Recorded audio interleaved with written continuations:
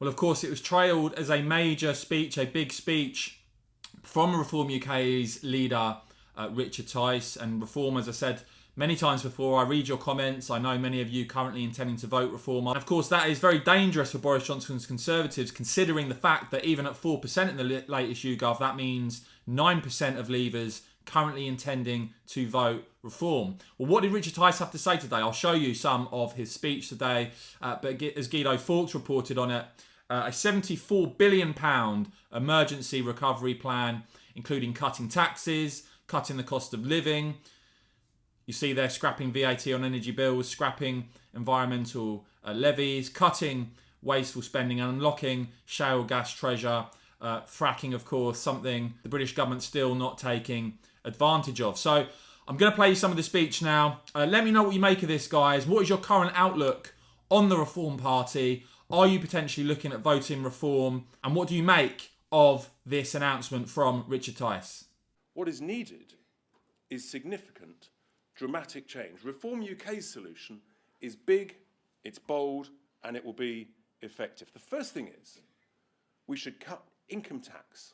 People who pay income tax, cut that hard by lifting the threshold at which you pay income tax from £12,500 to £20,000. That's about 30 quid a week. For the least well off, for the lowest paid, that makes a really significant difference. And let's remember, income tax was originally invented over 300 years ago to pay for a war as a temporary tax, but there we are. It was invented as a tax on the rich, but it's become a tax on the poor. So we should lift the rate at which people pay income tax. That immediately creates a bigger difference between being on benefits and working, how much money you save in your pocket when you work. The next thing we have to do is we have to cut the cost of living by reducing taxes on a range of consumer items, the key things that everybody has to pay for. The Brexit bonus opportunity, we're allowed to scrap VAT on energy bills. And for some reason, the Prime Minister, who played such a significant role in Brexit, seems to have bottled on this idea.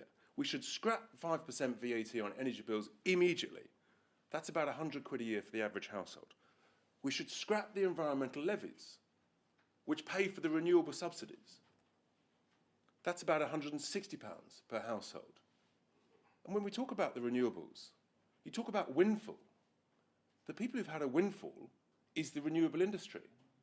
Because, of course, all their subsidies, guess what? They're inflation linked. What's happened to inflation? It's gone through the roof. What's happened to their profits? Gone through the roof. The third key thing we should do, and I'm very grateful and pay tribute to Howard Cox of Fair Fuel UK, who's been campaigning for this for decades. Howard's here in the room and has been busy as a bee recently, because not only do we have to cut fuel duty hard, but we have to make sure that it gets passed on to us, the customer. We're recommending that we should cut fuel duty by 20p. Germany's done 25. Ireland's done 17. And we've done 5. It's reactive, it's too late, it's not enough. 20p a litre would save the average driver some £240 a year. This is real money in people's budgets. Now, talking of budgets, I think most households around the country are saying, well, things are tough, we need to save 5 quid and 100, give or take, maybe more. And we can all do that. What about the government says to all its spending, across all its departments, all councils, right folks, you've got to save 5 quid and 100. We're all doing it at home, the government should do the same. There's no talk about this in the government, in the cabinet. Very soon you talk about real money, you talk about 55 billion quid, which pays for the bulk of our stimulus of just over 70 billion quid. The next and final thing that we should do is we should reduce VAT on everything from 20% to 18%, which again would save the average household about £300 a year. The thing about all these measures is because they reduce prices, guess what happens to inflation? Inflation will reduce from its current high levels. And the final thing The final thing is, the government, they use this great word, levelling up, but then they had to appoint a minister to work out what it means.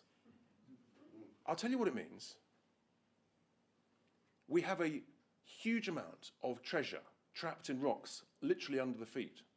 It's called the shale gas treasure. The value of that treasure in the rocks before extraction is at least £1 trillion worth. What about £1 trillion worth of levelling up by drilling down? That would make much, much more difference to many more people's lives.